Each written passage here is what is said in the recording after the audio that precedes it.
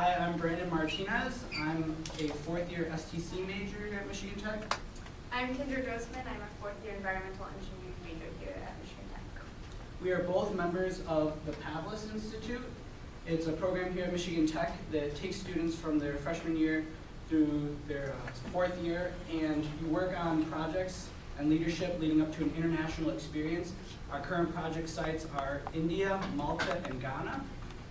So for this past summer, the third year group got to go and travel abroad and actually implement some of these projects. So I'm one of the students that went to India this past summer. We were based in Chennai, which you can see right around here. Our couple main projects that we worked on were education and water filtration.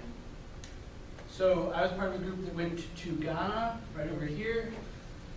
And no, we did not get Ebola, but it was definitely surrounding us. It was constantly on the radio while we were there, which is actually one of those things too that is important to keep in mind when we think about water and people and bacteria and things that get transferred around. So some of the projects we worked on were the mobile health clinic that was implemented by last year's cohort. We worked on investigating stagnant water and how that was affecting communities in the area, and a few other related topics such as education in the schools and first aid. So in India, they have a very interesting, very simple infrastructure for their water. Mainly, they're just very open wells, like this bottom one. This is the community we actually worked in. Just open wells. Some are now being covered with grates. But as you can see in this picture, they're just filled with trash. So they're constantly getting polluted every day. And that's the water these communities drink. A lot of them still use a pulley system, where they drop a bucket in, they pull it up, pull the trash out, they use the water. However, some of them, like better off communities, a little bit richer, actually are starting to use these water tanks. Basically, it pumps this water from the bottom of it so it doesn't get the trash, and it goes into this tank until the community comes and uses it. However, it's still not being filtered, it's still that exact same water.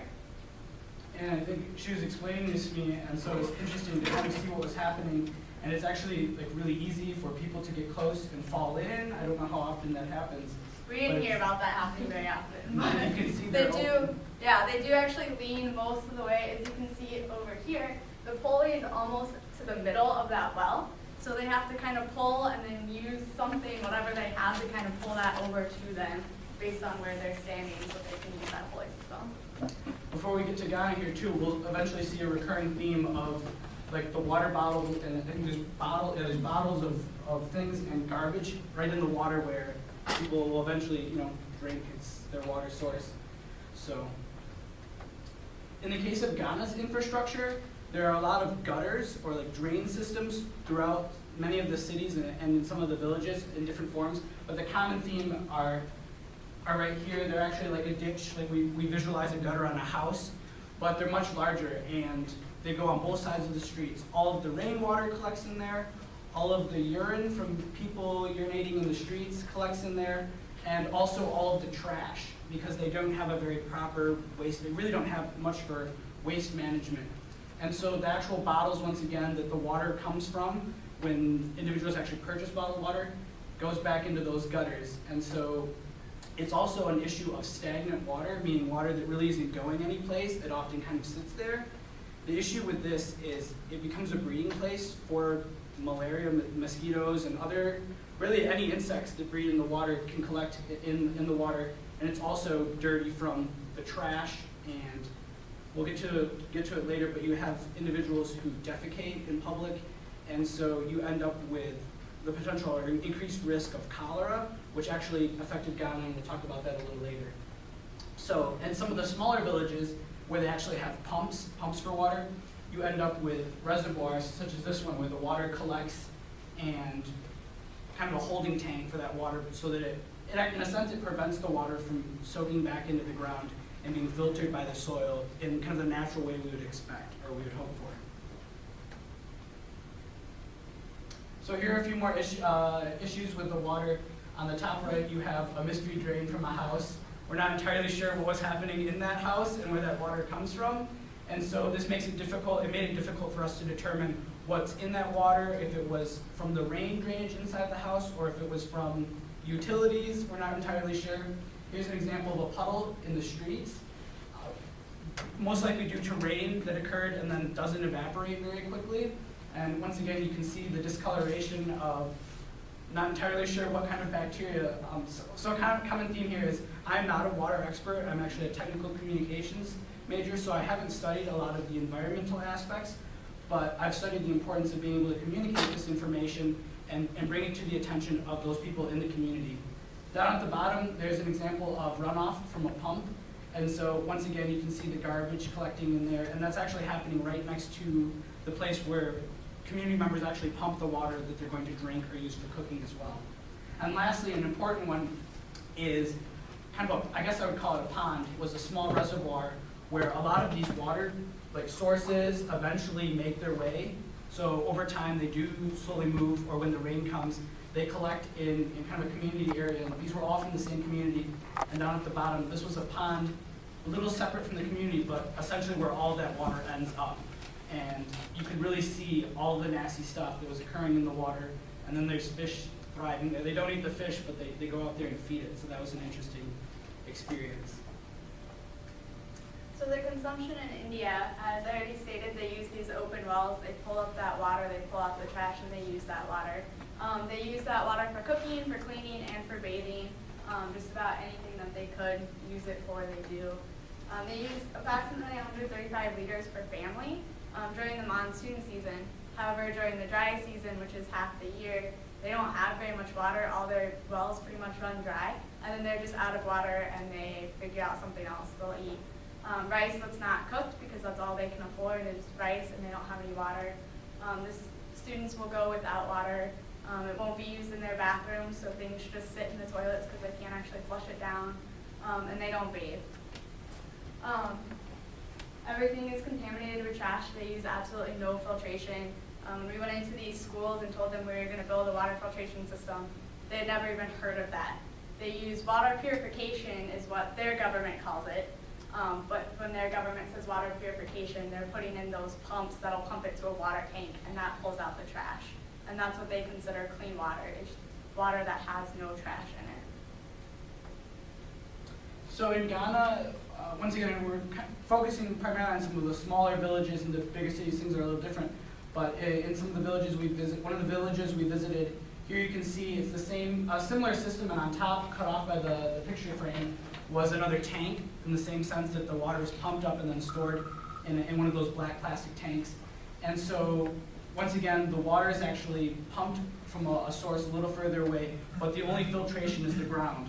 In this case, we have a benefit because there's really no opportunity for waste or garbage to get into the trash between the water source and there, so it's kind of important. But an issue we do run into is the water drainage from that. So not all water is collected into the buckets on top of their head.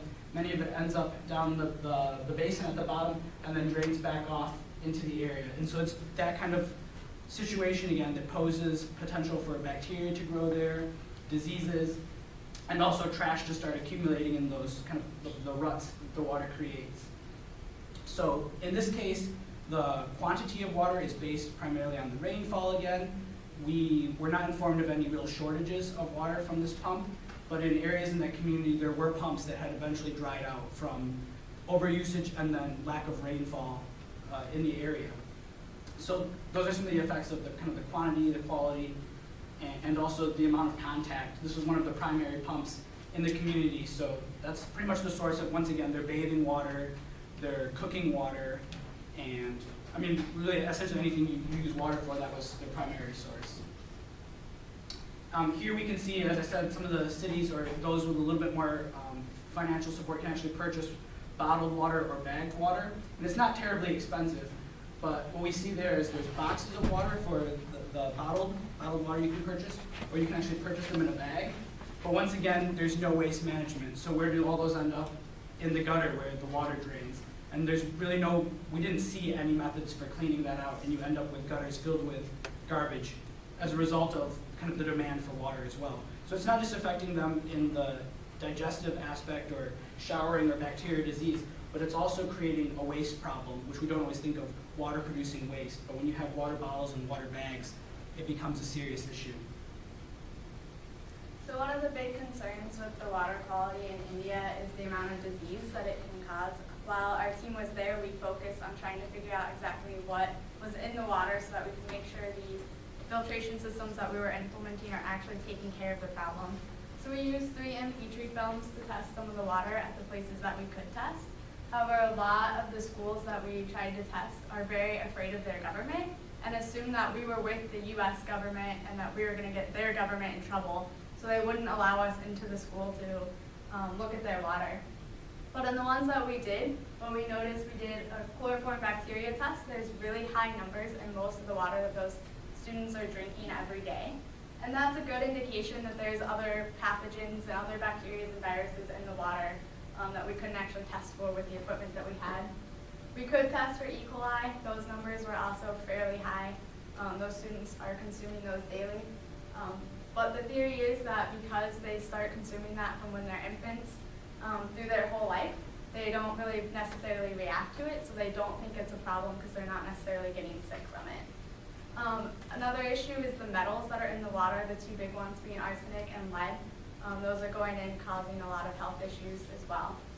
And then lastly, we noticed there's pretty much no personal hygiene in India, especially in the villages that we were working at.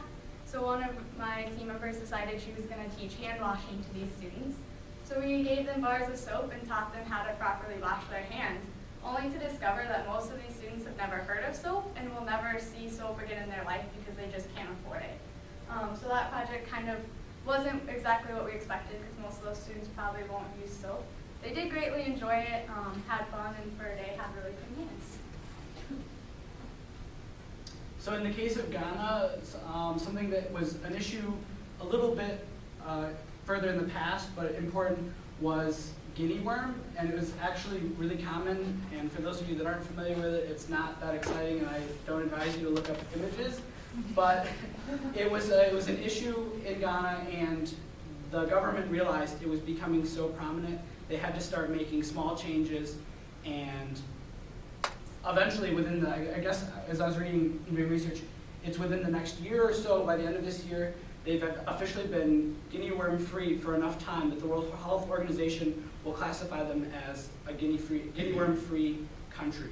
So that's kind of the progression we want to see in these types of countries, is having them realize that these are issues and making the small changes. It's not something that happens overnight. An instance that still is a problem, however, is cholera. And back in June, just recently, it was actually such a big issue. There was 6,000 cases and 47 deaths from cholera, and spread throughout 34 districts, so it had really taken over a large portion of Ghana. And the issue with this is, for those of you who are familiar with cholera, is that it often stems from the bacteria within fecal matter and in the communities. And during our stay there, we saw many instances where people don't have access to bathrooms or any sort of proper sanitation. And as a result, you sometimes driving down the street would see individuals off into the ditch, defecating, and you end up with those type of bacteria really close to their water source. And so that's, introducing cholera back into their drinking water. And as you saw, the filtrations are either minimal in the case of Ghana where it's dirt, or in India where you essentially don't have a filtration system. And so this is important to realize, and as the governments try to see that this is a problem, they have to start learning, what does it take to go from the current state to becoming, eventually cholera free, or really with any disease. So one of the big issues in India as to why it's not addressed is only recently has the government decided to start admitting that there might be a problem. They actually use the word might be a problem. And because of that, there's just nothing done about it. A lot of the locals are very terrified to go to their government and say, hey, there's a problem. Our water is not healthy. There's a lot of trash in it. They just don't do that because of fear. Schools that we worked at told us that if they were to go to their government and complain, they would just cut off fundings completely. So the schools don't ever say anything. They say thank you when they get something, if they do get something. Other than that, they don't make contact with their government. We also realized there is a similar system to what we put in the year before us.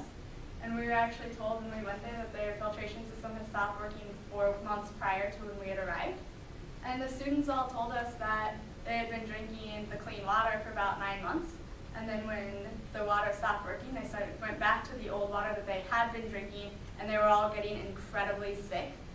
So as we started looking into this, we think that the immune system that they had developed over their lifetime was kind of wiped out by this clean water that they were drinking, and all of a sudden they're getting all this bacteria again, and it was making them incredibly sick.